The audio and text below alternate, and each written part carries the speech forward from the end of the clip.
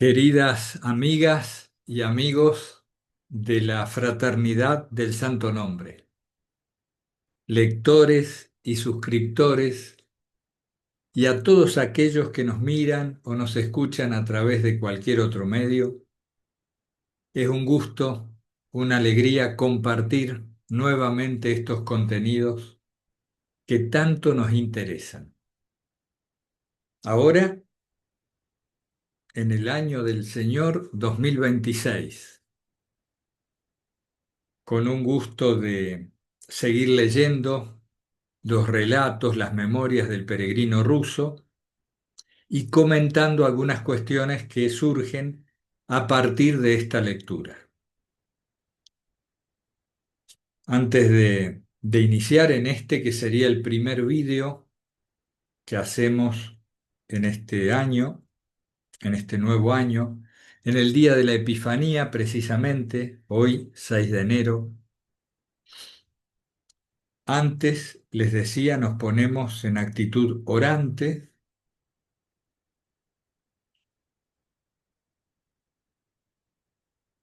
Utilizamos la respiración para relajar el cuerpo, para aquietar también los pensamientos.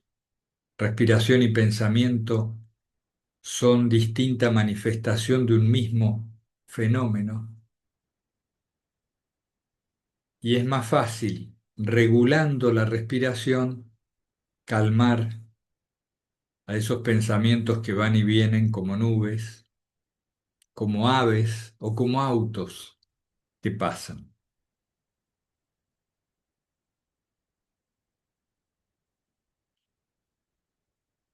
Actitud orante que implica un sentimiento de reverencia, si queremos y podemos, de adoración, muy propio del día de hoy, al cual damos paso dejándonos atravesar por el signo de la cruz, que es Padre, Hijo y Espíritu Santo. Muy bien. Se acordarán ustedes que el peregrino estaba siendo muy bien tratado por esta mujer que tenía una casa muy bien dispuesta, unos hijos muy amables, y que estaban esperando al marido que venía del poblado, de la ciudad. Entonces el peregrino pensaba escuchándola: ¿hablo con un ser humano o es una aparición? Al fin de cuentas, me quedé a esperar al Señor. En pocas palabras, le conté a ella la historia de mi peregrinaje y agregué que iba entonces a Irkutsk. Recuerdan ustedes que el peregrino tenía necesidad de recogimiento para poder orar, pero se le estaba haciendo difícil estar solo con tantas atenciones. Ni que lo hubiéramos pedido, dijo la señora. Tendrás que pasar forzosamente por Tobolsk. Yo tengo allí a mi madre, que es monja y ermitaña. Vive en un convento. Te daremos una carta para ella y te recibirá. Mucha gente la visita para pedirle consejos espirituales. Aprovecharás la ocasión y le entregarás el libro de San Juan Clímaco que hemos comprado en Moscú a pedido de ella. ¡Qué bien va a estar todo eso!, exclamó. No le preguntó mucho la mujer, ¿no? No, decidió nomás. Llegó la hora de almorzar y nos sentamos a la mesa. Vinieron otras 4 señoras y se sentaron a comer con nosotros.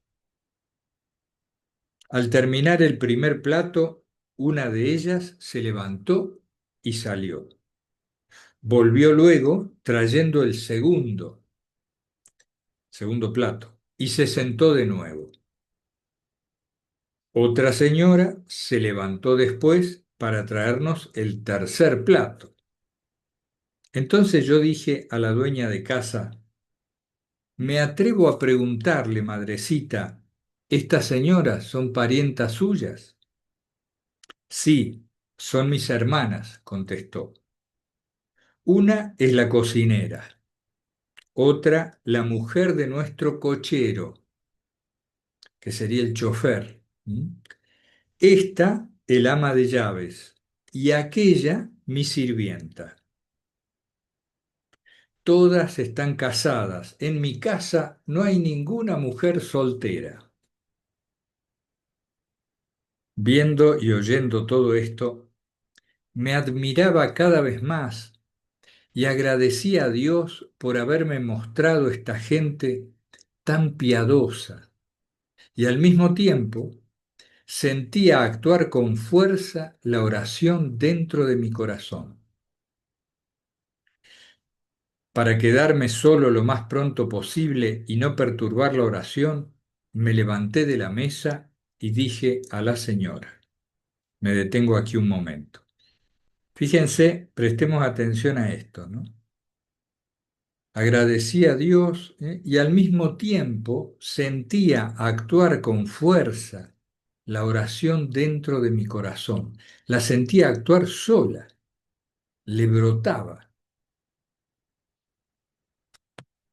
Esto es algo que describe el peregrino y que también encontramos en Filocalía y en relatos de otros monjes no incluidos en la Filocalía, que se ve que cuando se arraiga mucho el hábito,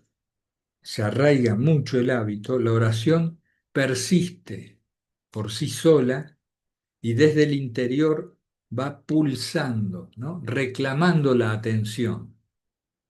Esto es lo que le pasaba al peregrino, nos parece. Fíjense,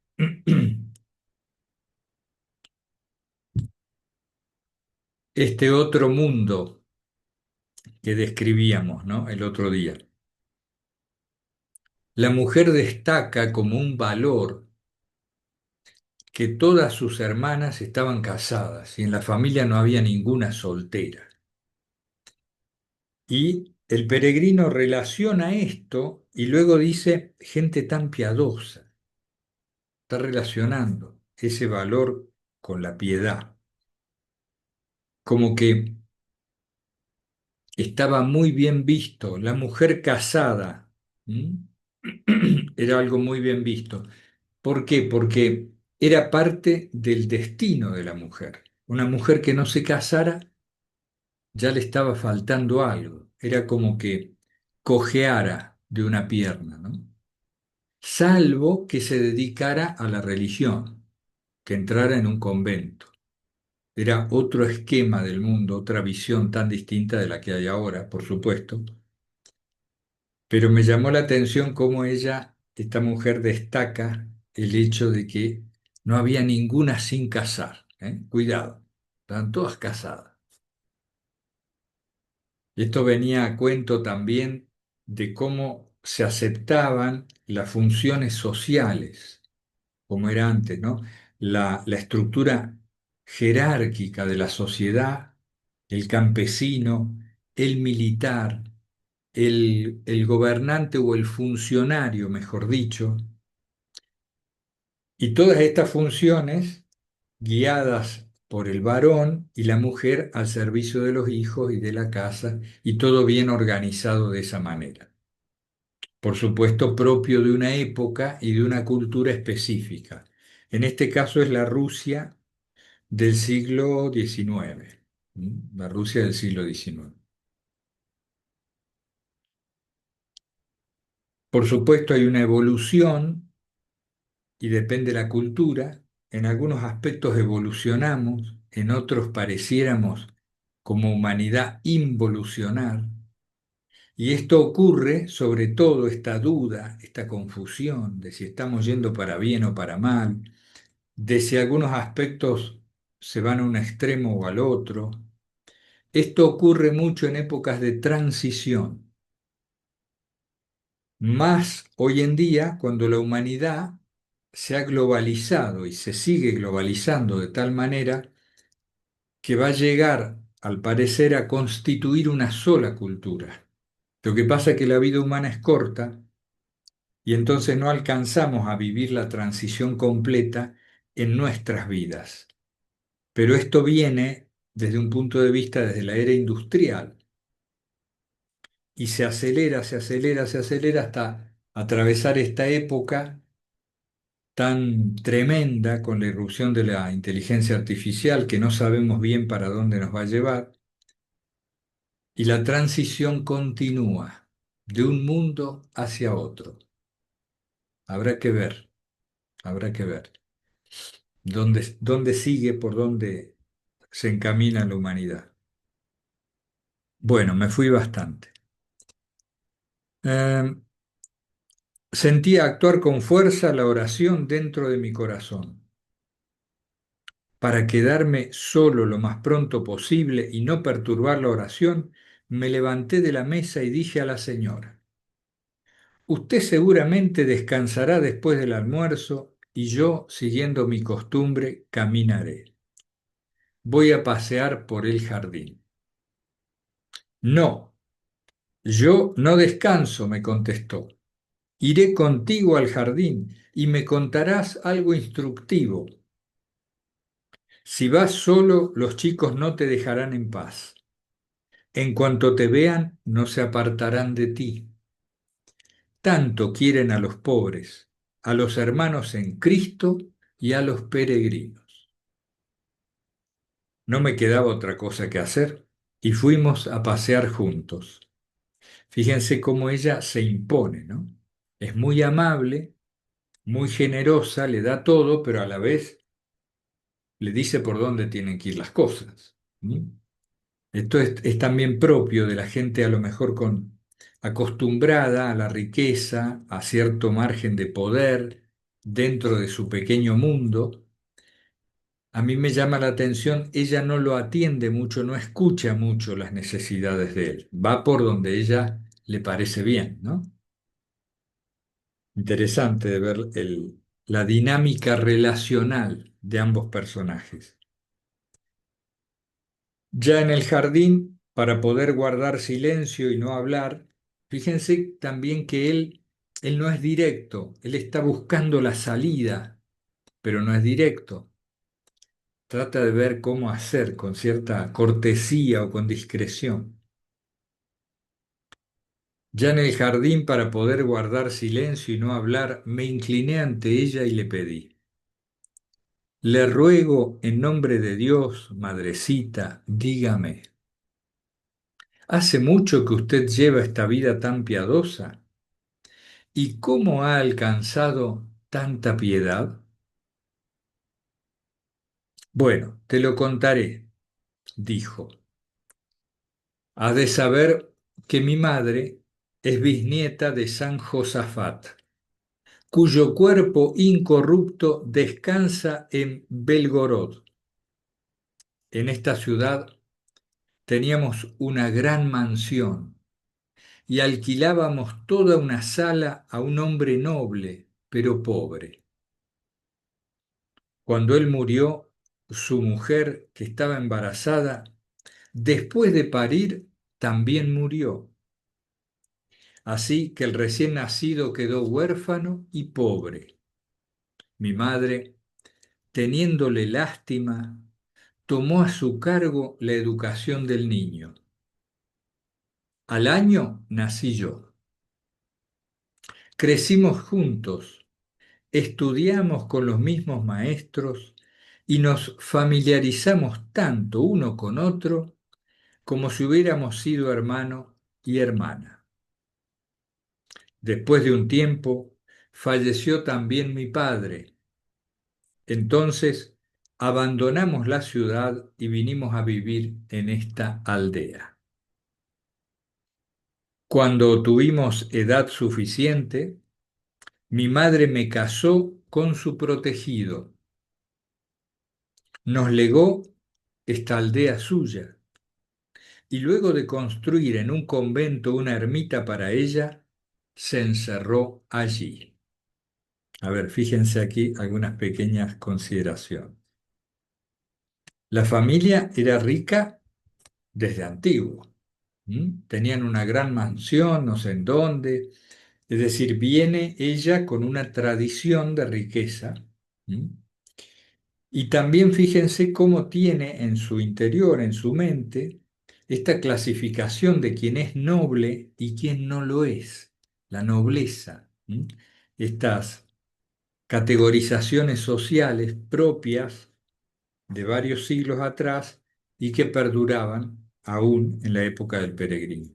Por ejemplo, dice, era un hombre noble pero pobre. Se podía ser de la nobleza, lógicamente asociado a la riqueza, o no, haber caído en bancarrota la familia, pero persistir esta cuestión de la sangre noble, ¿no? Que era por la descendencia, de qué príncipe venía, de dónde venía esa familia. Eh, Todo esto hace a la configuración mental, a la cosmovisión de esta persona. Eh, Teníamos una mansión, fíjense también esto, ¿no? Quedó huérfano este niño, el que ahora es marido de la mujer de este personaje, quedó huérfano y la mamá lo adoptó. Atendamos también a cómo se educaban en la casa. Tenían maestros particulares, la institutriz o los educadores. Familias de dinero, los maestros los educaban en la casa. Y claro, se hicieron, como de hecho luego fueron, hermano y hermana. Y otra característica propia era que se decidía, tú te vas a casar con tal. Y acá les vino conveniente y listo. La madre los casó. Les dejó herencia, una aldea, que es esta donde se desarrolla la escena, y se fue a un convento. Hecho lo que tenía que hacer en el mundo, ya viuda al convento, y se hizo eremita. Muy bien. Pero antes de encerrarse en la ermita, nos bendijo y nos hizo prometer que viviríamos cristianamente, orando con celo a Dios y más que nada que trataríamos de cumplir con el principal mandamiento de Dios, es decir, amar al prójimo y ayudar a los pobres hermanos en Cristo con sencillez y humildad, que educaríamos a nuestros hijos en el temor de Dios y que trataríamos a nuestros siervos como a hermanos. Así pues, vivimos aquí de esta manera desde hace 10 años, tratando en lo posible de cumplir con la voluntad de nuestra madre. Tenemos aquí un asilo para pobres, donde viven actualmente más de 10 personas, mutiladas o enfermas. Si quieres, mañana los visitaremos. También hay pequeñas consideraciones, ¿no?, respecto de esta cultura. Una cosa, lo que era una promesa era un contrato serio. ¿Se acuerdan lo que antes se decía? La palabra, le di mi palabra. Esto, por ejemplo, en la época de mi abuelo y mucho más antes, esto tenía un enorme valor. Dar la palabra era un contrato como si ahora fuera con notario, con garantías, avales y demás. Era una garantía. Porque violar la propia palabra era realmente ser una mala persona, ser alguien de muy poco valor.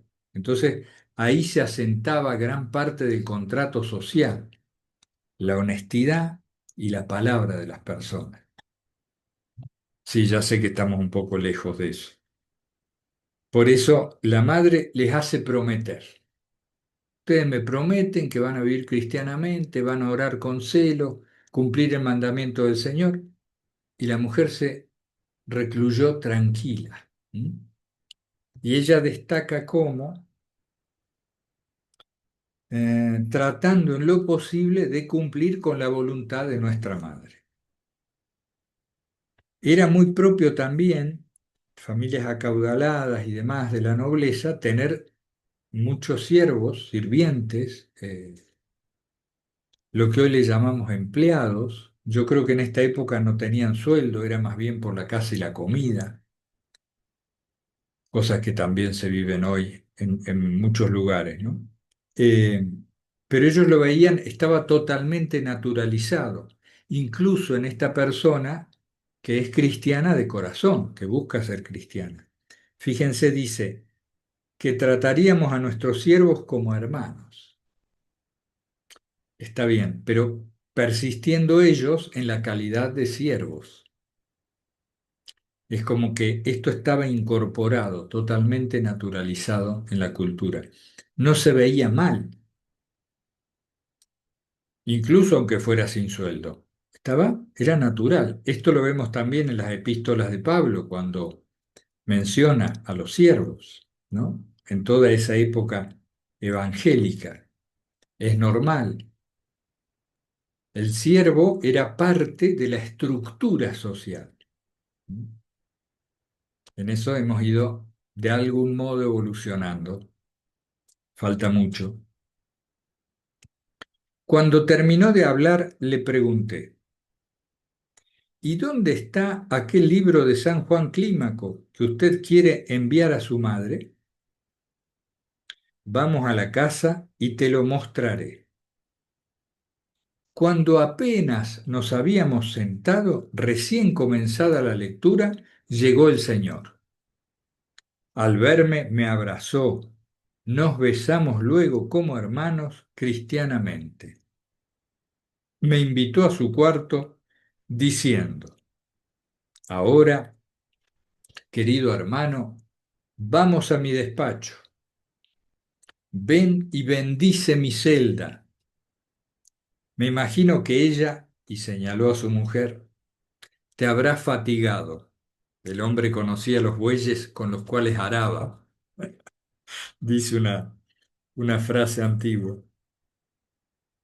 Me imagino que ella te habrá fatigado. Cuando ve a un peregrino o peregrina o cualquier enfermo, es feliz y no se aparta de él ni de día ni de noche. Es la antigua costumbre de su familia. Entramos a su gabinete. ¡Qué cantidad enorme de libros! ¡Qué iconos maravillosos! ¡Qué crucifijo vivificador! Era del tamaño natural y junto a él había un evangelio. Fíjense, acá me llama la atención. Al verme, me abrazó, ¿no? Esa misma actitud abierta de disposición con el peregrino que tenía la mujer. Nos besamos luego como hermanos, una costumbre propia de la Rusia, besarse también entre varones. Me invitó a su cuarto diciendo, ya la mujer a un costado. Vino el hombre, lo agarró al cuarto.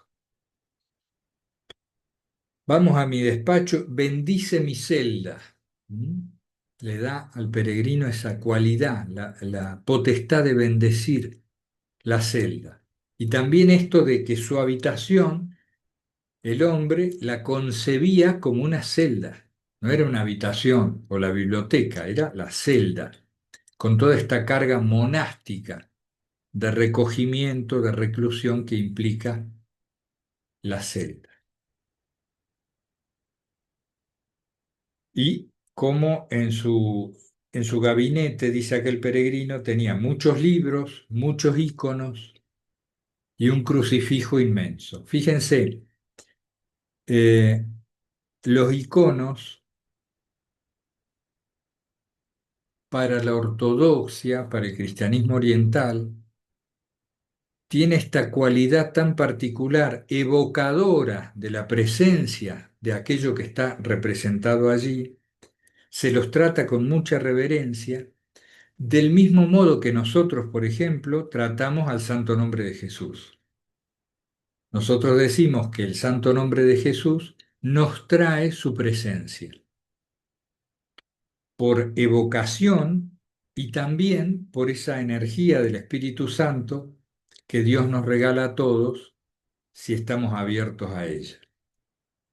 En la ortodoxia, en Oriente, se hace lo mismo con los íconos, íconos o iconos, depende en qué país lo digamos.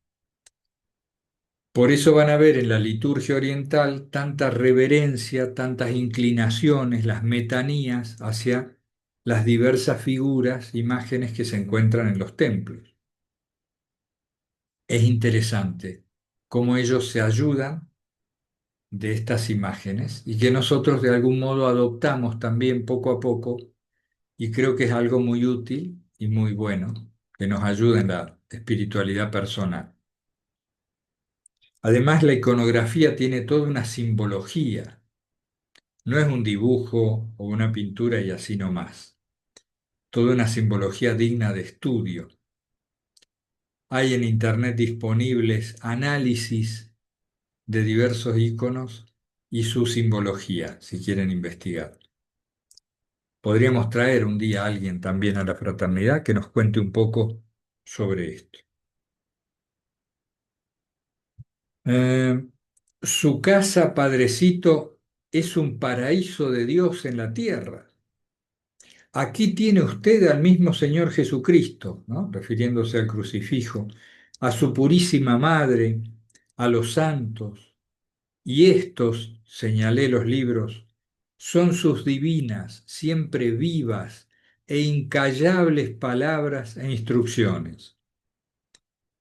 Me imagino que usted a menudo tiene celestiales pláticas con ellas, con las instrucciones, supongo. Sí, contestó el señor, confieso que soy un gran aficionado a la lectura. ¿Y qué libros tiene usted?, le pregunté. Muchos tratan de religión. Las obras de San Juan Crisóstomo, de Basilio el Grande, el Menologio. Los otros son libros teológicos o filosóficos.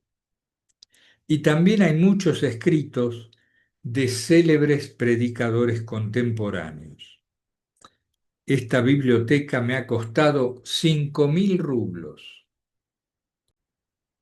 Aquí me fui a buscar la nota 4 respecto de la palabra el menologio. Tenía San Juan Crisóstomo, de Basilio el Grande, el menologio, que es las vidas de los santos, con las fechas de los días en que se los celebra.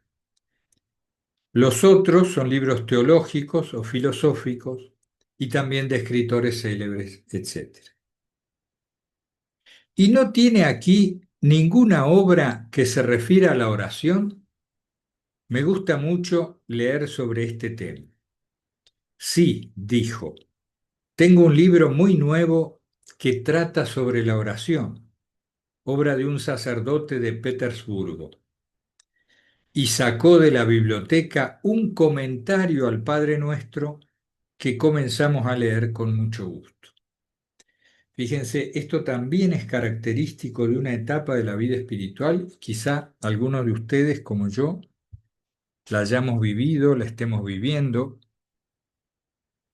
Ese gusto, ese deseo insaciable por leer sobre la oración, por comprender sobre el tema de la oración, es ya cuando nos hemos focalizado, ¿no? Hemos encontrado ahí algo que es de mucho gusto, de mucho sabor interior, y naturalmente nos inclinamos a esa búsqueda.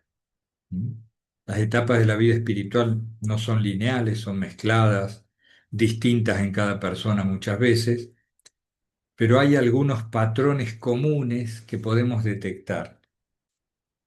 Y uno de ellos es este interés que se suscita interiormente, una especie de fuego que es deseo de orar, es deseo de oración, pero como todavía no está encendida del todo en nosotros, buscamos a través de la lectura sobre el tema avivar ese fuego, ¿no? Es un modo en que actúa la gracia, dándonos calor, avivando el fuego. Más tarde vino la señora a traernos el té y los niños ofrecieron una canastilla de plata llena de empanaditas secas, como yo jamás había comido en mi vida. El señor tomó de mis manos el libro, lo dio a la señora diciéndome, ahora ella leerá para nosotros, pues lo hace maravillosamente. Nosotros, mientras tanto, vamos a recuperar fuerzas. Claro, él venía de trabajar, ¿no? El hombre. La señora comenzó a leer. Yo atendía la lectura y al mismo tiempo a la oración que se efectuaba en mi corazón.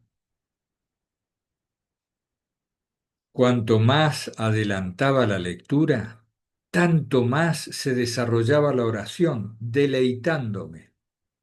Fíjense esto, ¿eh? Esta ida y vuelta, esta simultaneidad casi entre el calor de la oración y la recitación interior de la misma y la atención puesta sobre la percepción, en este caso la lectura. Esto mismo se puede dar, por ejemplo, cuando conversamos con alguien, podemos también orar interiormente, más bien escuchar a la oración que se hace interiormente. Y esto es un deleite, como dice el peregrino, y también dota, brinda a esa conversación o a esa actividad de una cualidad particular, ¿m? Como si la nimbara, la rodeara, la bañara de lo sagrado. Nos pone más en reverencia, ¿no? Bueno, es la actitud orante de la que solemos conversar. Me dio gracia, nunca había comido unas empanaditas tan ricas el peregrino. Y si comía pan seco, no me asombra que esto le guste tanto. Cuanto más adelantaba la lectura, tanto más se desarrollaba la oración, deleitando. Atiendan ahora, fíjense. De pronto vi pasar a alguien velozmente por el aire, ante mis ojos, alguien parecido a mi difunto Starets. Me estremecí, se estremeció, y para disimularlo dije, perdón, he dormitado un poco. Y en ese momento sentí como si el espíritu del Starets penetrara en mi espíritu, iluminándolo. Percibí no sé qué luz en mi mente que fue invadida por una gran cantidad de ideas sobre la oración. Solo alcancé a persignarme preparándome para ahuyentar estas ideas. Cuando la señora había terminado de leer y el señor me preguntaba si me había gustado la obra. Fíjense esto, ¿no? Cómo el espíritu del Staret parece penetrar en el peregrino, en el espíritu del peregrino. Me hace acordar a Elías y Eliseo, el espíritu de Elías que se posa sobre él. Eso fue lo primero que me suscitó. Sí, me ha gustado mucho, contesté. Por lo demás, el Padre Nuestro es la más sublime y preciada de todas las oraciones escritas que tenemos nosotros, los cristianos. Y esto porque nos ha sido dada por el mismo Jesucristo. Esos comentarios, fíjense, esto les decía que atendamos también. Esos comentarios que acabamos de leer son muy buenos, los del libro del sacerdote de Petersburgo, pero en su mayor parte se refieren al obrar cristianamente. Mas yo he tenido oportunidad de leer en los escritos de los santos padres la explicación mística Pero ¿en qué obras de los santos padres lo has leído? Por ejemplo, en la obra de Máximo el Confesor, en la Filocalía, y en la obra de San Pedro Damasceno. Por favor, me rogó el Señor, ¿no podrías acordarte de lo que has leído? Cuéntanos algo. Con muchísimo gusto. El comienzo de la oración, Padre nuestro que estás en los cielos, se explica en el libro que acabamos de leer como una incitación al amor paternal al prójimo, como entre hijos de un mismo padre. Es justo, pero los santos padres van más lejos y lo explican más espiritualmente.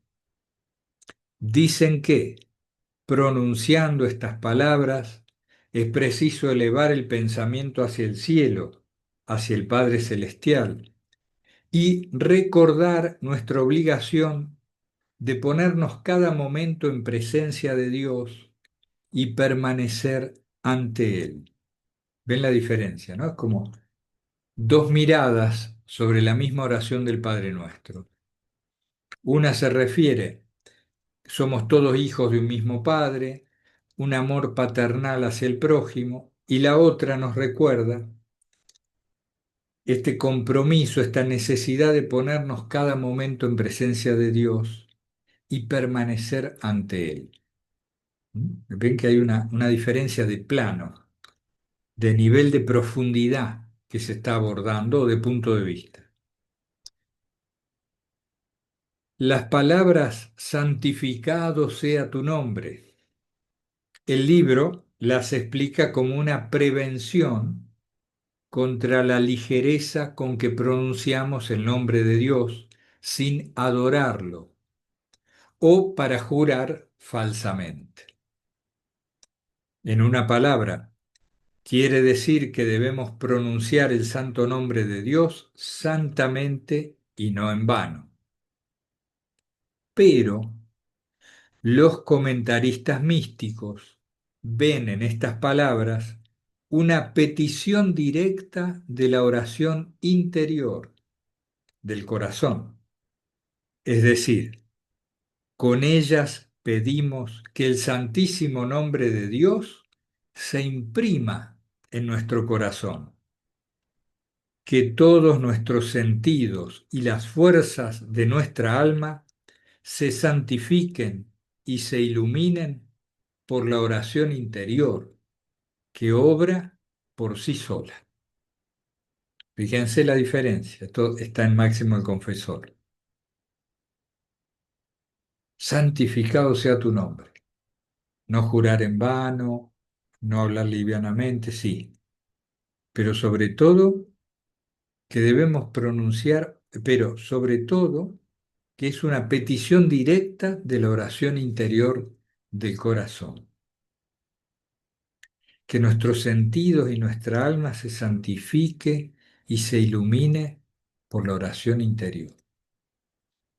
Es muy interesante, el sentido que le dan Máximo el Confesor, entre otros. En Filocalía hay un apartado específicamente donde Máximo el Confesor escribe sobre el Padre Nuestro. Las palabras venga a nos el tu reino las explican los místicos de esta manera: que venga a nuestro corazón la paz interior, la tranquilidad, la alegría espiritual. Venga a nosotros tu reino, claro. ¿Mm? Paz interior, tranquilidad, alegría espiritual. El pedir el pan nuestro de cada día, dánoslo hoy. El libro lo entiende como la petición de las cosas que necesitamos para nuestra vida corporal, no cosas superfluas, sino las necesarias. No únicamente para nosotros mismos, sino también para que podamos ayudar con ellas al prójimo. Esto está bien, Pero Máximo el confesor entiende por pan de cada día el alimento de nuestra alma con el pan celestial, es decir, la palabra divina, el recuerdo de Dios y la oración interior de nuestro corazón sin cesar. ¿Mm? El alimento de la palabra de Dios, la Sagrada Escritura, la memoria Dei, el recuerdo de Dios permanente, que quiere decir estar ante la presencia, actuar ante la presencia, y la oración interior sin cesar. Ah, exclamó el Señor, es una obra demasiado grandiosa esa de obtener la oración interior, casi imposible para los que viven en el mundo. Basta con que el Señor nos ayude a cumplir sin pereza con las oraciones exteriores. No piense así, Padrecito. Si fuera imposible, demasiado difícil, inalcanzable, Dios no nos hubiera mandado hacerlo a todos. Su poder se manifiesta hasta en los más débiles. Y los santos padres, expertos en la oración interior del corazón, nos proporcionan los medios para obtenerla con mayor facilidad. Claro está, para los que han abandonado el mundo dan preceptos especiales, pero también dan métodos más cómodos y fáciles para los que están en el mundo y que a la larga llevan a la oración interior con toda seguridad. En ninguna parte, en ningún libro he encontrado algo detallado sobre esta oración, dijo el Señor. Pues si le agrada, yo puedo leérselo de la Filocalía. Bueno, a ver cuánto va. Podemos dedicarle unos minutitos más. Fui a buscar el libro, lo abrí en los escritos de San Pedro Damasceno y les leí. Uno debe aprender a invocar el nombre de Dios más que respirar, en todo lugar, en todo tiempo, en todo trabajo. El apóstol dice, orad sin cesar. Y con esto nos enseña a tener siempre a Dios en nuestra mente, en cualquier lugar, en todas las situaciones. Fíjense qué síntesis, ¿no? Si haces algo, tienes que recordar al Creador de todas las cosas. Si ves la luz, acuérdate del que te la ha dado. Si miras al cielo, a la tierra, al mar y todo lo que contienen, admírate y glorifica a su Creador. Si te pones alguna ropa, acuérdate de aquel que te la ha dado y agradece a quien se preocupa por tu vida. Esto es la memoria de ahí, esto es el recuerdo de Dios. En pocas palabras, si cada uno de tus movimientos se convierte en motivo para que te acuerdes y glorifiques a Dios, eso significará que estás orando sin cesar, por lo que tu alma se sentirá siempre alegre. ¿Ven? Miren qué enseñanza práctica que recibimos del peregrino, de Pedro Damasceno en realidad. En pocas palabras, si cada uno de tus movimientos se convierte en motivo para que te acuerdes y glorifiques a Dios. A propósito de la adoración del día de hoy, de la Epifanía, glorificar a Dios. Eso significará que estás orando sin cesar. La consecuencia, que el alma se sentirá siempre alegre, aunque sea de trasfondo. Si las circunstancias son difíciles, puede que esta alegría no esté en la superficie, sino que se vaya atrás y nos sostenga como un fondo. Ya ven ustedes que este método de la oración ininterrumpida es cómodo, fácil y accesible para todos, aun cuando fueran poco sensibles. Y aquí lo dejamos a la lectura por hoy. Ya vamos avanzando bastante en el cuarto relato. He pensado que, ¿se acuerdan que les decía? Después vemos a ver cómo seguimos la lectura. Recibí algunos comentarios de ustedes. Después de terminar el cuarto relato, si Dios quiere y lo permite, pasaríamos a leer comentando también los anexos, que son los escritos de los santos padres que menciona el Starets y el peregrino a lo largo de la obra. Párrafos selectos que vienen en este apéndice. Entonces ahí nos vamos a hacer de una buena idea, ¿no? La lectura de los cuatro primeros relatos junto con las enseñanzas de los padres que se mencionan en el relato. Ya tenemos ahí para bastante tiempo y para crecer en nuestra oración interior. Bueno, antes de terminar, el otro día pusimos en el blog, espérense un segundo que lo busco, a ver si les puedo compartir brevemente la pantalla.